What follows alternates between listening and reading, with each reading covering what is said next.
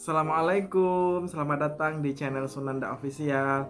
Baik teman-teman semuanya, kali ini aku mau bahas tentang persiapan sebelum latsar. Jadi teman-teman yang sudah mulai bekerja, sudah mendapatkan SK, teman-teman sudah harus memikirkan nanti latsar itu seperti apa sih. Jadi ini aku kasih informasi tentang persiapannya ya sebelum nanti teman-teman menjalankan latsar. Namun sebelumnya saya mohon bantuannya dengan teman-teman semuanya. Mohon untuk bisa subscribe, like, share, and comment. Dan jangan lupa nyalakan loncengnya ya, biar tidak ketinggalan informasi yang aku bagikan. Baik, teman-teman semuanya, untuk saat ini kita menyebutnya dengan latsar. Kalau dulu disebutnya dengan prajabatan gitu ya. Kalau sekarang diklat atau diklat latsar, latihan dasar CPNS seperti itu. Sekali lagi yang saya sampaikan ini adalah pengalaman saya ketika mengikuti latsar tahun 2019 ya. Jadi ini semuanya berdasarkan pengalaman saya. Namun sekali lagi setiap instansi atau daerah atau kementerian pasti akan ada sedikit perbedaannya, mungkin bisa saja seperti itu. Dan ini berdasarkan latsar yang saya jalankan di Badan Penelitian dan Pengembangan Pendidikan Pelatihan dan Informasi, Balai Diklat atau Pusdiklat Pegawai ASN Kementerian Desa dan Daerah Tertinggal PDTT.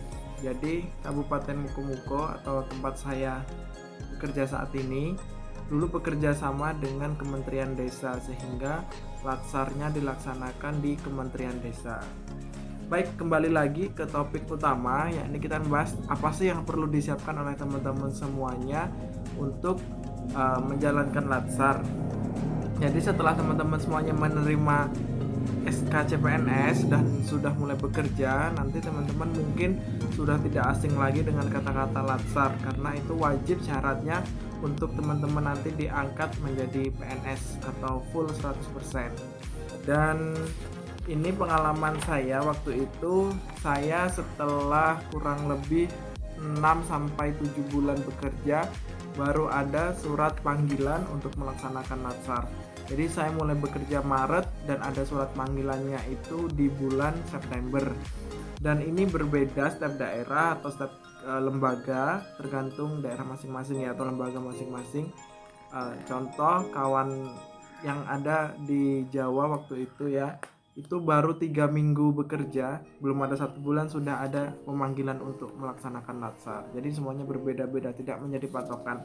Memang secara peraturan di Perlan nomor 12 tahun 2018 itu maksimal 1 tahun harus sudah melaksanakan diklat latsar. Dan apa sih yang harus dipersiapkan oleh teman-teman semuanya untuk menjalankan latsar ini? Ini pengalaman di Pusdiklat Pegawai ASN Kemendesa. Kewajiban peserta ini yang pertama adalah peserta wajib tinggal dan menginap di asrama. Ini yang telah ditentukan selama on campus. Jadi nanti latsar itu akan dibagi 3, ada on campus 1, off campus, dan juga ada on campus 2. Nah, selama on campus ini teman-teman semuanya wajib untuk tinggal di asrama.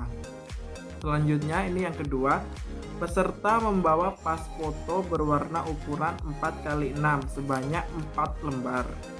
Dengan ketentuan pria memakai baju putih dan berdasi. Ini bukan dasi kupu-kupu ya, jadi dasi yang panjang seperti itu. Dan untuk wanita memakai baju putih dengan latar berwarna merah. Ya, jadi pas foto 4x6 4 lembar, baju putih, memakai dasi panjang, latar belakangnya merah. Selanjutnya peserta membawa SK CPNS. Ya, ini membawa SK CPNS. Peserta juga membawa surat perintah melaksanakan tugas atau SPMT dari kepala unit kerja masing-masing ya. Untuk surat perintah tugas juga ini jadi nanti dipersiapkan SPMT dan juga SPT atau surat perintah tugas dari unit kerja masing-masing. Selanjutnya peserta harus sehat jasmani dan rohani, tidak sedang dalam masa perawatan atau pengawasan dokter. Ini dibuktikan dengan surat keterangan dari dokter. Dulu saya mengurusnya di puskesmas terdekat ya, jadi tidak harus dari rumah sakit.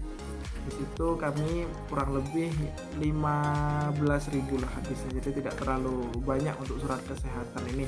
Dan mungkin teman-teman yang punya riwayat penyakit yang memang agak berat itu bisa dituliskan. Jadi nanti kan selama di on kampus, jadi pas latsar itu ada kebijakan tersendiri buat teman-teman yang memang punya penyakit yang misalnya penyakit jantung, asma atau yang lain-lain yang memang tidak bisa untuk beraktivitas berat gitu. Selanjutnya peserta mengisi dan menandatangani surat pernyataan kesediaan. Jadi nanti ada surat kesediaan dari lembaga diklatnya untuk mengikuti latsar seperti itu. Dan untuk perlengkapan yang harus dibawa itu tadi syarat administrasinya, dan selanjutnya ini ada perlengkapan yang harus dibawa. Ini untuk pria, ini baju putih lengan panjang, dasi warna hitam, dasinya dasi panjang, celana warna gelap, sepatu pantofel warna hitam ya. Dan untuk baju ini, baju dan celananya diusahakan jangan hanya membawa satu pasang, minimnya itu bawa 2, kalau mungkin ada 3 silahkan dibawa 3, karena nanti jadwalnya akan padat sekali setiap hari. Mungkin ya kalau teman-teman nanti sempat untuk mencuci atau enggak kan, jadi teman-teman sudah ada serep seperti itu atau ada cadangannya. Untuk wanita ini membawa baju putih lengan panjang dan rok atau celana warna gelap. Ini mungkin ada daerah yang atau lembaga lain yang tidak memperbolehkan memakai celana, tapi di tempat saya waktu itu boleh. Jadi boleh memakai rok atau celana berwarna gelap dan juga memakai sepatu pantofel. Untuk jilbab ini waktu itu pengalaman teman saya itu menggunakan warna jilbab hitam. Ini digunakan untuk pembukaan, penutupan dan juga pembelajaran klasikal atau pembelajaran yang di dalam kelas seperti itu. Selain pembelajaran bela negara. Untuk bela negara sendiri itu ada seragamnya ya, nanti di tempat diklat itu akan dibagikan seragam bela negara, dan kita juga diwajibkan untuk membawa sepatu dan pakaian olahraga. Jadi nanti setiap pagi itu setelah apel biasanya ada agenda kita untuk olahraga, contohnya misalnya senam atau lari-lari kecil seperti itu. Jadi teman-teman harus membawa pakaian olahraga, dan juga ini usahakan jangan hanya membawa satu ya, sekali lagi untuk pakaian yang dipakai itu harus ada cadangannya gitu ya. Selanjutnya ini bagi peserta pria, ini rambut dicukur pendek, nanti ada contoh fotonya. Ini waktu itu saya rambut pendek rata 1 cm atau cepak. Dan bagi peserta wanita yang berjilbab menggunakan jilbab warna hitam. Yang tidak berjilbab rambut disisir rapi dan diikat gitu. Jadi rambutnya nanti harus dipotong pendek ini ya, cepak 1 cm. Dan untuk wanita menggunakan jilbab hitam atau yang tidak berjilbab rambut disisir rapi dan diikat. Selanjutnya bagi ini teman-teman yang mungkin penyandang disabilitas atau peserta yang sedang hamil, untuk wanita hamil atau menyusui ini harus memberikan konfirmasi kepada panitia, karena kan tidak mungkin untuk yang disabilitas atau yang hamil atau yang menyusui itu mengikuti semua kegiatan terutama yang di luar kelas seperti itu, karena sangat beresiko sekali. Selanjutnya peserta tidak diperbolehkan membawa barang berharga. Untuk kendaraan bermotor ini jelas ya, karena kita tinggal di asrama seperti itu, jadi tidak diperbolehkan membawa barang berharga dan juga kendaraan. Dan ini di asrama kita kurang lebih untuk on kampus 1 itu 3 mingguan lah kurang lebihnya ya, sekitar 18-19 hari. Hari Minggu kita jadwalnya libur. Kita liburnya dari hari Sabtu siang itu jam-jam 2 sampai dengan hari Minggu sore kita harus sudah di asrama lagi, karena kita ada apel sore atau apel malam itu malam Seninnya, jadi harus sudah di sana. Itu mungkin untuk persiapannya. Dan ini yang penting lagi teman-teman semuanya, yang lain-lain yang harus dibawa di sini adalah diwajibkan untuk membawa laptop. Mungkin di awal memang belum terlalu berguna ya untuk laptop itu sendiri, tapi nanti di akhir minggu ketiga itu sangat berguna sekali, karena nanti laptop ini akan digunakan di minggu ketiga itu untuk membuat rancangan aktualisasi ya teman-teman semuanya. Jadi sebelum teman-teman kembali ke instansi masing-masing atau ke daerahnya masing-masing, waktu itu saya jadi harus membuat rancangan aktualisasi. Nah nanti pas off kampus itu atau ke instansi masing-masing, teman-teman melaksanakan aktualisasinya tersebut dan nanti akan dipresentasikan di on campus 2 seperti itu. Jadi laptop sangat digunakan sekali terutama di minggu terakhir di on campus 1. Selain laptop juga nih teman-teman perlu dipikirkan adalah printer, karena printer yang disediakan oleh panitia itu jumlahnya sangat sedikit. Waktu itu saya 3 gelombang atau 3 kelas hanya disediakan 3 printer, dengan satu kelasnya itu jumlahnya mencapai 40, ada juga yang 50 orang seperti itu. Jadi sangat kurang sekali hanya dengan menggunakan satu printer, dan akhirnya waktu itu iuran untuk membeli printer seperti itu. Dan yang penting juga selanjutnya adalah teman-teman untuk obat-obatan ya. Jadi mungkin yang punya penyakit atau misalnya alergi atau vertigo atau punya penyakit yang lain, asma, silahkan untuk bisa membawa obat-obatannya masing-masing ya.